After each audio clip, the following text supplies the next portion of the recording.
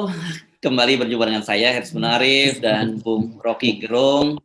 Saya ingin sedikit meralat walaupun sebenarnya kemarin saya agak confused ketika ngomongin soal Juliari saya sebut sebagai sidang perdana, tapi sebenarnya vonis maksudnya. Tapi Anda lihat juga bagaimana insertnya vonis ya, dan ternyata Bung Rocky sampai sekarang itu menjadi bahan perbincangan yang sangat menarik, terutama satu adalah hukumannya. Meskipun dia dijatuhi vonis 12 tahun lebih, 1 tahun lebih tinggi dari tuntutan jaksa, tapi dianggap hakim masih main aman karena sebenarnya orang seperti Juliari layaknya itu dihukum ya maksimal sampai 20 tahun gitu ya. Hukuman maksimal kurungan kan 20 tahun ya. Yang kedua itu adalah pertimbangan dari majelis hakim yang meringankan, yang dia bilang bahwa dia sudah dicaci, dihina, dibully oleh publik, itu jadi dasar pertimbangan dari majelis hakim. Ini memang jadi aneh-aneh juga nih sekarang. Majelis hakim sebetulnya betul kalau dia pakai prinsip presumption of innocence itu. Oh jangan dong dibully orang atau dihukum secara sosial sebelum dibuktikan pengadilan. Tetapi hakim ini nggak ngerti bahwa presumption of innocence itu adalah hak hakim supaya menduga bahwa belum terjadi penghukuman, belum ada kesalahan. Tapi rakyat justru harus terbalik, dia praduga salah, praduga bersalah tuh. Jadi nggak ada soal rakyat memaki-maki, memang rakyat berhak menduga bersalah. Bahkan polisi harus punya praduga bersalah, kalau nggak bisa ditangkap dong. Jadi ini hakim juga ini agak dungu juga dia memakai dalil-dalil filosofi, tapi dia nggak ngerti konteksnya tuh. Presumption of innocence adanya di ruang sidang ketika sidang. Di luar itu boleh ada praduga bersalah tuh. Presumption of guilty atau apalah segala macam. Jadi kita mesti bedakan antara rasa keadilan publik dan putusan keadilan pengadilan. Kalau rasa keadilan publik nggak boleh mencaci maki, itu artinya kita doain aja orang yang sudah secara kasat mata tertangkap tangan korupsi itu. Itu artinya kita doakan supaya dia selamat dunia akhirat, jangan dimaki-maki. Ini ngaco lagi nih. Jadi kelihatan pengadilan nggak punya alasan sehingga terpaksa alasan dicaci maki secara sosial dijadikan sebagai alasan pemaaf, alasan yang meringankan hukuman. Justru mesti diperberat karena masyarakat justru bereaksi lebih berat karena dia pejabat tinggi, dia korupsi di tengah pandemi, dia adalah pimpinan partai politik, macam-macam. Dia punya ratusan fungsi politik publik dan publik nggak boleh caci maki. Itu ajaib hakimnya tuh. Kalau saya bilang begini nanti saya dianggap sebagai contempt of court gitu. Nah itu padahal contempt of court adanya di dalam court bukan di luar court. Gitu. Jadi prinsip-prinsip hukum semacam ini yang nggak lagi ada di kita karena kita atau hakim sebetulnya berupaya untuk siksa balancing itu yang ditemukan sebagai kejahatan di dalam pengadilan atau kejahatan pengadilan oleh masyarakat sipil. Karena itu masyarakat sipil menganggap oke, kita bikin pengadilan di luar, di mana? Di baliho. Pengadilan di mana? Di mural, di spanduk. Jadi rakyat mengadili justru rejim ini di luar pengadilan. Jadi ini extra judicial justice. Dan saya tidak heran kalau kemudian nantinya Juliari bisa segera vonisnya misalnya dikurangi dan kemudian cepat keluar dari lembaga pemasyarakatan, akan segera direkrut oleh KPK menjadi tim penyuluhan anti korupsi. Kan sekarang sedang KPK kan sedang merekrut para napikor untuk menjadi tim penyuluhan. Tapi kemudian ketika heboh diserang sana sih menjelaskan bukan untuk tim penyuluhan tapi untuk testimoni saja gitu. Nah, lagi-lagi juga di situ penjelasan dari Deputi KPK, dia menyatakan bahwa memang kalau kita mendengar dari para napi ini sangat menyedihkan. Kenapa? Karena mereka bagaimana proses setelah jadi tersangka, bagaimana kemudian mereka didakwa, itu nasib keluarga, nasib anak istrinya menyedihkan gitu. Saya jadi ketawa karena ternyata kasusnya nggak sebegitu menyedihkan, banyak sekali koruptor yang bisa dengan tenang-tenang jalan-jalan keluar gitu ya. Bahkan ada yang bisa nyewa artis-artis ngamar di sebuah hotel padahal dia menjadi narapidana korupsi itu. Ini namanya pembusukan institusi sebenarnya. Kalau KPK udah punya pikiran begitu, artinya satu frekuensi dengan si hakim. Artinya dari awal KPK deal dengan hakim. Artinya dari awal mereka ingin agar supaya nanti Juliari menjelang 2/3 bahkan bisa diputuskan setengah masa tahanan aja deh.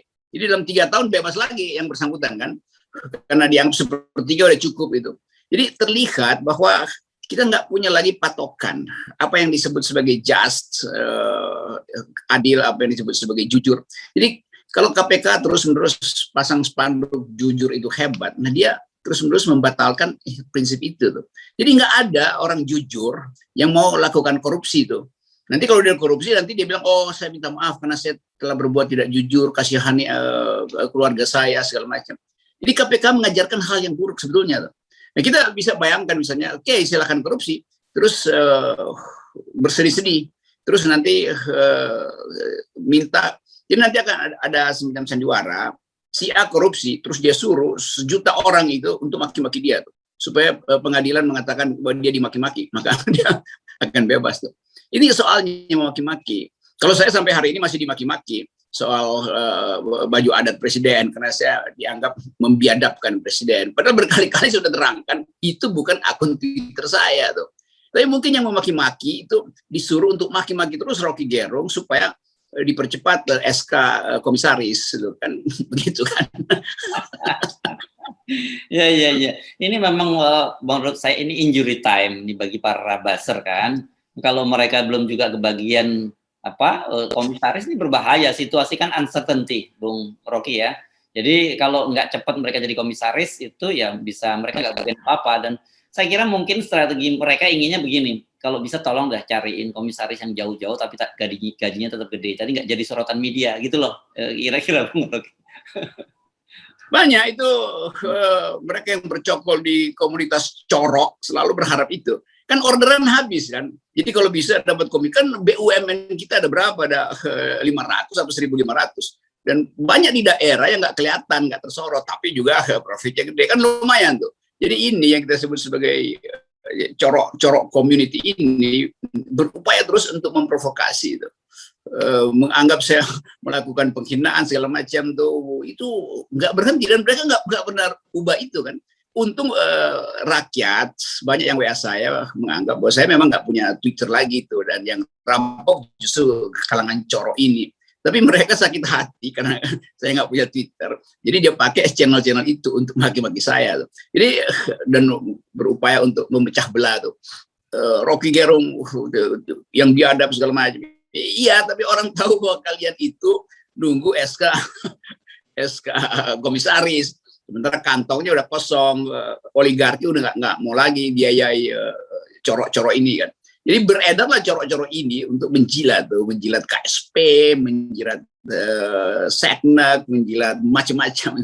Jadi terlihat bahwa satu paket pembusukan ini antara buzzer-buzzer corok ini dan sistem pengadilan kita yang tidak lagi punya dalil tentang justice. Jadi ya udah, itu hal yang bagi saya yang menggembirakan, karena ini memang pembuktian decaying itu yang disebut politik decaying, pembusukan politik itu memang agak perlahan, dan situasi kita justru dipercepat oleh ketidakmampuan pemerintah untuk memberi harapan pada rakyat. Jadi soal-soal semacam itu yang enak untuk dibuli-buli kecil.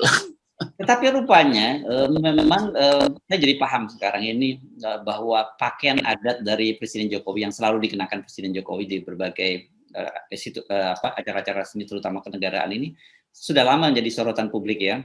Dan hari ini kan Presiden Jokowi ini hari Selasa ini tanggal 24 ya, tanggal 24 Agustus ini Presiden Jokowi akan berkunjung ke Samarinda, Kalimantan Timur. Dan sejak kemarin sudah disambut unjuk rasa oleh BEM di sana, dan mereka mempersoalkan itu, bahwa Presiden Jokowi selalu menggunakan pakaian adatnya, tetapi masyarakat adat dikriminalisasi. Nah, di daerah seperti Kalimantan Timur itu kan banyak sekali kasus-kasus tambang, dan itu berkaitan dengan tanah-tanah ulayat, tanah adat dari masyarakat adat setempat kan. Maksudnya Pak Jokowi datang ke Kalimantan itu jangan pakai helikopter, karena nanti dia akan kaget, dia lihat mural yang dibuat oleh oligarki mural kan, yang rusak. Mural yang kemarin kita ngomongin kemarin ya. Yeah. Jadi itu tanah adat dirawat untuk kepentingan peradaban di situ, menjadi sumber kehidupan. Tapi kemudian digusur, dan itu kita akan mewariskan itu. Enggak, kita berhutang pada anak cucu kita ke depan karena kita merusak itu sekarang. Jadi logika itu yang nggak dipahami oleh presiden. Dia datang Baslo, kan ajaib tuh kan. Nanti dia mau pakai baju adat apa lagi di situ tuh. Jadi saya sering terangkan bahwa keadaan semacam ini membuat orang bingung untuk, bukan bingung sebetulnya, jijik untuk membahas istana. Karena inkonsistensi itu. Jadi masyarakat adat lagi nunggu undang-undang kelompok-kelompok adat ini yang nggak dibahas-bahas juga di parlemen. Jadi ngapain kita harus bersopan-sopan pada orang yang akal pikirannya itu tidak mampu untuk melihat dimensi subtil dari peradaban itu, dimensi subtil dari masyarakat adat. Jadi saya sering katakan bahwa saya karena ada pandemi, saya nggak bisa jauh-jauh bertemu dengan masyarakat adat. Tapi bertahun-tahun saya hidup dengan mereka tuh, menyapa, datang ke situ sedikit, membantu segala macam. Dan saya mengerti bahwa masyarakat adat tidak bisa mengartikulasikan kepentingan politiknya. Karena ada juga semacam sopan santun bahwa ini nanti akan bertentangan dengan nilai-nilai adat. Tetapi pemangku hukum mereka, ya biasanya LSM, lingkungan, Greenpeace, Kontras segala macam, tahu bahwa penderitaan masyarakat adat itu tidak bisa lagi sekedar disogok dengan baju adat gitu. Ini soalnya tuh. Jadi hal yang betul-betul fundamental, dan saya paham itu karena saya bergaul dengan teman-teman di kalangan masyarakat adat. Ya. Nah, ini kalau kita lihat nih spanduk poster yang dipasang oleh mahasiswa Universitas Mula Warman ya, kalau di Samarinda ini posternya kemarin, tapi saya kira mungkin karena hari ini Pak Jokowi sudah tiba, mungkin sudah diturunkan. Dan saya kira nanti alternatifnya kalau diturunkan situ mereka bikin mural, tapi muralnya juga akan sudah dihapus juga oleh oleh pemerintah kota setempat. Jadi memang sekarang ini jadi semakin ditutup itu proses-proses semacam ini, mereka akan menemukan ruang-ruang sendiri gitu. Kita kan tidak pernah membayangkan bahwa mural itu menjadi semacam bentuk baru perlawanan di Indonesia saat ini, karena memang tidak hidup dalam tradisi kita saat ini kan. Sebetulnya ada kaitannya dengan tradisi protes PP di era kerajaan Jawa yang mau minta perhatian. Mural itu hanya mau minta perhatian tuh. Walaupun di dalamnya ada feodalisme. Tetapi kalau kita nggak bisa lagi mengekspresikan hal yang subtil itu, lalu orang turun ke jalan dan rame-rame bikin revolusi, nanti dianggap sebagai kriminal kan. Jadi bayangkan misalnya setiap hari ini istana pusing bagaimana cara menghadapi masyarakat sipil. Masyarakat sipil tidak bersenjata, dia cuma punya kalimat. Dia tuliskan di dinding, dia taruh di jembatan penyeberangan sebagai tanda bahwa kita jijik atau kami jijik melihat politik istana. Kejijikan itu yang mestinya jadi semacam wake up call bagi kabinet bahwa ada bagian yang udah membusuk gitu. Karena itu sering kita katakan political decaying, pembusukan politik itu nggak bisa dicegah hanya dengan sensasi-sensasi di permukaan, pencitraan semacam busana atau kalimat-kalimat konyol atau menceritakan sejarah seolah-olah mengerti padahal hanya sekedar untuk omong kosong. Jadi semua hal itu yang berkumpul sekarang dan menunjukkan bahwa end game itu memang inevitable, tidak bisa dihindarkan. Saya saya nggak tahu ada kaitannya atau tidak dengan itu. Tapi ini saya membaca sebuah berita yang cukup unik ini. Ini Bupati Banjarnegara, Bung Rocky, hari ini dia kemarin bukan hari ini, saya kira di Instagramnya dia meminta maaf karena sebelumnya dia menyebut Pak Luhut itu sebagai menteri penjahit. Dan alasan dia nih, saya sulit untuk menyebut nama panjang Pak Luhut Binsar Panjaitan. Dia baru nama Luhut Binsar ini nggak bisa nyebut, dia belum bisa. Coba kalau diminta oleh teman-teman LSM yang aktif sekarang ini menyoroti perusahaan-perusahaan, daftar perusahaannya Pak Luhut, dia pasti bakal lebih kesulitan lagi tuh si Bupati Banjarnegara ini.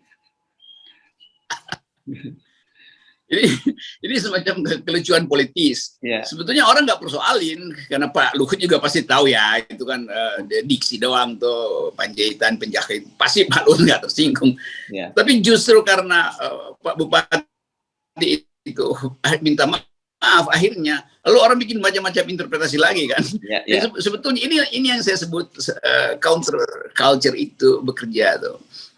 Akibatnya diberitakan bahwa Pak Bupati minta maaf karena menyebut Pak Luhut sebagai penjahit. Tapi sebetulnya mungkin ya benar juga karena si Bupati menganggap, ini tafsiran saya ya, Pak Luhutlah yang menjahit seluruh kebijakan istana tuh. Sebagai Menko Investasi Maritim itu kan intinya di situ. Jadi memang fungsi menjahit itu ada pada kedudukan Pak Luhut sebagai Menko-nya. Itu pentingnya pengertian itu tuh. Tapi mungkin Pak Bupati Banjarnegara punya cara lain untuk mengerti hasil jahitan Pak Luhut, itu soalnya tuh. Dan bagi saya sebetulnya Pak Luhut bukan beliau hanya menjahit kebijakan dari Departemen Teknis, dijahit sebagai kebijakan lalu diberikan pada Presiden Jokowi. Nah, Presiden Jokowi lupa mengobras jahitan Pak Luhut karena itu benangnya keleweran kan, setelah dijahit mesti diobras itu. Tapi saya anggap benar Pak Bupati Banjarnegara bermutu sekali karena meminta maaf terhadap hal yang mungkin ditafsirkan salah oleh masyarakat luas. Tuh. Kalau Pak Luhut sih saya tahu beliau pasti ikut ketawa aja karena orangnya ringan-ringan aja soal begituan. Apalagi dia tahu bahwa dia berkedudukan sebagai figur publik. Jadi oke, bagus ada percakapan di antara menteri dan aparat yang jauh di Banjarnegara. Itu pentingnya, itu yang disebut demokrasi itu. Ya ngomong aja kan, nggak usah lapor polisi kan gitu kan. Tapi dalam situasi semacam ini, karena memang bupati ini sering sangat kritis sekali terhadap berbagai kebijakan pemerintah, juga karena dia pernah juga memprotes kebijakannya Ganjar Pranowo misalnya gitu. Orang kemudian mulai mengernyitainya, ada apa nih? Apa maksudnya Pak Bupati ini kok mulai mempersoalkan Pak Luhut kan begitu, karena bagaimanapun juga sekarang ini kalau kita bicara Pak Luhut ini adalah simbol salah satu orang yang paling powerful di Indonesia ini. Saya senang tuh Bupati Banjarnegara, dia punya sixth sense terhadap politik. Jadi indera keenamnya jalan dan dia ingin agar supaya orang paham kritik itu tidak harus datang dari oposisi.